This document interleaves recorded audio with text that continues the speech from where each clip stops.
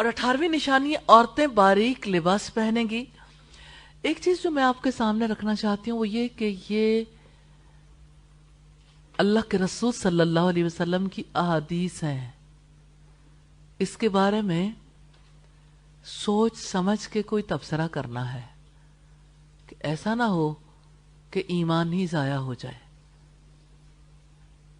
اپنے کلچر اور اپنی سوسائٹی کو بچاتے بچاتے ایسا نہیں کرنا کہ دیکھیں غلطی کہیں بھی ہو سکتی ہے, لوٹ آنے کے چانسز تو ہیں. اگر ہم نے کہیں غلطیاں کی ہیں معاشرتی اعتبار سے تو ہمیں لوٹنا تو ہے.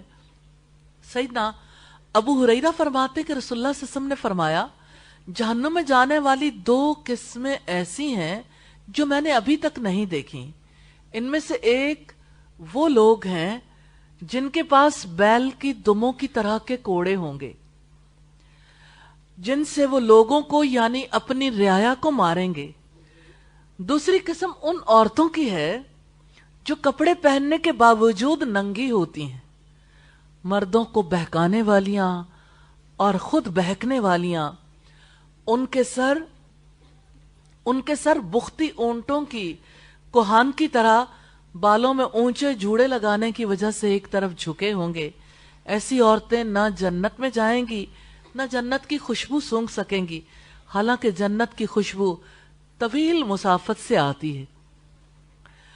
حدیث کے حوالے سے خاص بات ہے, اب صلی اللہ علیہ وسلم نے 2 طرح کے لوگوں کے بارے میں بتایا کہ 2 طرح کے لوگ ایسے ہیں جو میں نے ابھی تک نہیں دیکھے, اور 2 طرح کے لوگوں میں سے ایک وہ جن کے ہاتھوں میں بیل کی دموں کی طرح کے کوڑے ہوں گے. اس بارے میں بہت سی جگہوں پر یہ کہا جاتا ہے کہ جو لوگ بہت ظالم حکمران ہیں یا جیسے پولیس ہے یا اسی طرح سے انتظام کرنے والے افراد ہیں, ان کے دلوں کے اندر اتنی سختی پیدا ہو جائے گی کسی انسان کے ساتھ وہ حسن معاملہ کرنے کے لیے تیار نہیں ہوں گے. اور وہ عورتیں جو کپڑے پہننے کے باوجود ننگی ہوتی ہیں, مردوں کو بہکانے والیاں, خود بہکنے والیاں. تو اصل بات پاکیزگی ہے. پاک زندگی جنتی زندگی ہے. پاک زندگی انسانیت کی ضرورت ہے. پاک زندگی انسانوں کو ان کی صحت کو سلامت رکھتی ہے. پاک زندگی کی وجہ سے لوگ ڈپریشن میں نہیں جاتے, کیونکہ سم ٹائمز ایسا ہوتا ہے شوہر کی وجہ سے بیوی کی وجہ سے شوہر ڈپریشن میں جاتا ہے, کبھی اپنے بچوں کی وجہ سے. ہاں, اللہ پاک نے اپنی کتاب میں فرمایا خبیث اور طیب برابر نہیں ہوتے, اگرچہ خبیث کی کثرت تمہیں کتنی ہی اچھی لگے. تو پاک زندگی یقیناً انسانوں کی سب سے بڑی ضرورت ہے. اور جب کوئی باریک لباس پہنے, اپنے آپ کو کوئی صاف ستھرا بھی محسوس کرے, خوشبوئیں معطر ہو, لیکن ہے ناپاک, کیونکہ نظریں باریک کپڑوں کے پیچھے سے جسموں کا طواف کرتی ہیں, اور ان لوگوں کو جن کی نظریں ایسے جسموں پہ پڑتی ہیں ان کے دلوں کے اوپر جو اثرات مرتب ہوتے ہیں کتنے ہی گھرانوں کی تباہی کا باعث بن جاتی ہیں ایسی خواتین. اور اسی طرح آپ نے بختی اونٹوں کے کوہانوں کی طرح سروں کی بات کی کہ وہ ایک طرف جھکے ہوئے ہوں گے. تو یہ ایسی خواتین کہ جو سروں پہ بڑے جوڑے لگاتی ہیں. اب دیکھیں ہماری سوسائٹی میں تو اب اس کو بالکل برا نہیں سمجھا جاتا کہ کوئی آرٹیفیشل بال لگا لے, یا کسی کے بال, جیسے بال تو بکتے ہیں, جیسے انڈیا میں تو بڑے پیمانے پہ اس کا بزنس ہوتا ہے, اور وگ لگانا, یا اسی طرح سے جیسے دلہن کے لیے کہ اگر اس کے بال کم ہیں تو ایسے بالوں کے ذریعے سے اس کی ہیلپ کر دینا, جس کی وجہ سے اس کا سر جو ہے تو اس پہ کل تک تو دوپٹہ ٹک جانے کی بات تھی, اب دوپٹے کی دلہن کو ضرورت ہی نہیں رہ گئی, اب دوپٹہ آہستہ آہستہ اس میں سے غائب ہوتا جا رہا ہے. لیکن بہرحال آپ صلی اللہ علیہ وسلم نے جتنی نشانیاں بتائی ریلی وہ پیچھے رہ گئیں, اور ہم اگلے دور میں انٹر ہو گئے جہاں لباس کی کوئی ضرورت ہی محسوس نہیں کرتا. تو آپ نے فرمایا کہ وہ جنت کی خوشبو تک نہیں سونگھ سکیں گے.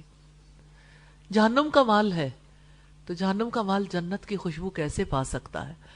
حدیث نمبر 62 ہے، نبی کریم کی زوجہ مطہرہ ام سلمہ رضی اللہ تعالیٰ عنہ نے بیان کیا، ایک رات رسول اللہ گھبرائے ہوئے بیدار ہوئے اور فرمایا، اللہ کی ذات پاک ہے، اللہ تعالیٰ نے کیا خزانے نازل کیے ہیں اور کتنے فتنے اتارے ہیں، ان حجرے والیوں کو کوئی بیدار کیوں نہ کرے۔ آپ کی مراد ازواج مطہرات سے تھی تاکہ یہ نماز پڑھیں۔ بہت سی دنیا میں باریک کپڑے پہننے والیاں آخرت میں ننگی ہوں گی۔ بخاری کی 7069 نمبر روایت ہے۔ اس روایت سے بھی ہمیں پتہ چلتا ہے باریک کپڑوں کے بارے میں آپ صلی اللہ علیہ وسلم کی جانب سے دی جانے والی وعید ہے۔ ہم نے اب تک جو چیزیں دیکھی ہیں اس میں بے حیائی ہے، فحش گوئی ہے، شراب ہے، زنا ہے، میوزک ہے، اور اسی طرح سے گفتگو میں خرابی ہے، یا گمراہ کن خواہشات ہیں، یا پیٹ کی گمراہی ہے، پیٹ کی خواہشات ہیں، یا شرمگاہ کی خواہشات ہیں۔ تو اللہ پاک بے حیائی اور فحش گوئی کو پسند نہیں کرتا، کیونکہ جب بے حیائی اور فحش گوئی عام ہو جاتی ہے تو اس کی وجہ سے قطع رحمی بھی عام ہو جاتی۔ لوگ رشتے کی پرواہ نہیں کرتے، رشتے زبان کی وجہ سے ٹوٹتے ہیں۔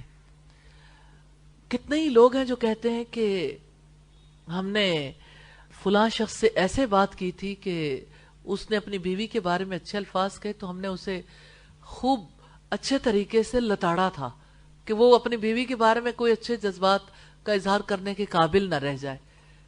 تو کسی کی بھلائی بیان کرنے والے کے پیچھے لوگ پڑ جاتے ہیں کہ کیسے کسی کے اندر بھلائی ہو سکتی ہے، لیکن اگر کوئی کسی کے اندر برائی بیان کر رہا ہو تو سارے اس کے ہمنوا ہو جاتے ہیں۔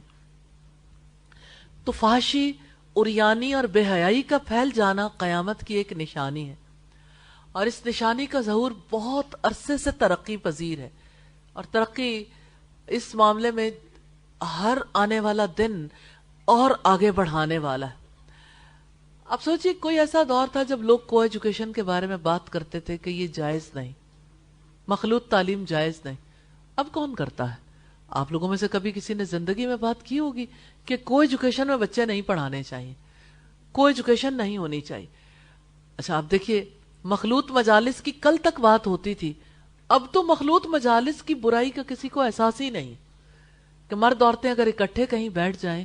آپ سوچئے گریجولی ہمارے جو میرج ہالز ہیں انہوں نے مردوں اور عورتوں کی سیگریگیشن کرنے سے انکار کر دیا ہے کہ ہم سیگریگیٹ نہیں کریں گے، آپ جس طرح سے بھی کرنا چاہیں آپ کسی اور جگہ پہ انتظام کر لیں۔ لوگ جو ہیں وہ مجبوراً بھی اور اپنی چاہت سے بھی مرد اور عورتیں ایک جگہ بیٹھتے ہیں۔ تو مجھے یہ بتائیے کہ کیا یہی نبی صلی اللہ علیہ وسلم سے محبت کا اعلان ہے؟ کیا یہی اس امت کی عقیدت ہے؟ کیا یہی قبر میں جانے کی تیاری ہے؟ کیا دنیا کو ہم ایسا ہی دیکھنا چاہتے تھے کہ ہم نے دیکھ لیا اور اس دیکھنے کے بعد اب ہمارا کام ختم ہو گیا؟ تو آپ سوچئے کہ اس بے حیائی اور فحاشی کے بعد کیا ہے؟ شکلوں کا مسخ ہو جانا اور زمین میں لوگوں کا دھنس جانا اور پتھروں کی بارش کا ہونا۔ اب جانتے ہیں کہ رجم کی سزا کس کے لیے؟ بدکار کے لیے، بے حیا کے لیے۔ تو ابتدائی زبان سے جو نکلنے والی بات ہے اس سے بات کہاں تک جا پہنچتی ہے۔ اور اب دیکھیں کہ نبی صلی اللہ علیہ وسلم نے خواہشات کے گمراہ کرنے کی بات کی، تو یہ خواہشات کیسے گمراہ کرتی ہیں؟ مثال کے طور پر جیسے ہر طرح کے لوگ سوسائٹی میں بستے ہیں جہاں لوگ مجبور ہوتے ہیں، تو اپنے قریبی لوگوں کو بھی کیسے موت کے گھاٹ اتار دیتے ہیں اپنی خواہش کو پورا کرنے کے لیے۔ کہ ایک لڑکی کی شادی اگر گھر والے نہیں کرنا چاہتے کسی آوارہ لڑکے کے ساتھ، تو لڑکی اس لڑکے کے ساتھ مل کے اپنے ماں باپ تک کو ختم کر دیتی۔ اور ایسی کتنی وارداتیں ہماری سوسائٹی میں ہونی شروع ہو گئیں۔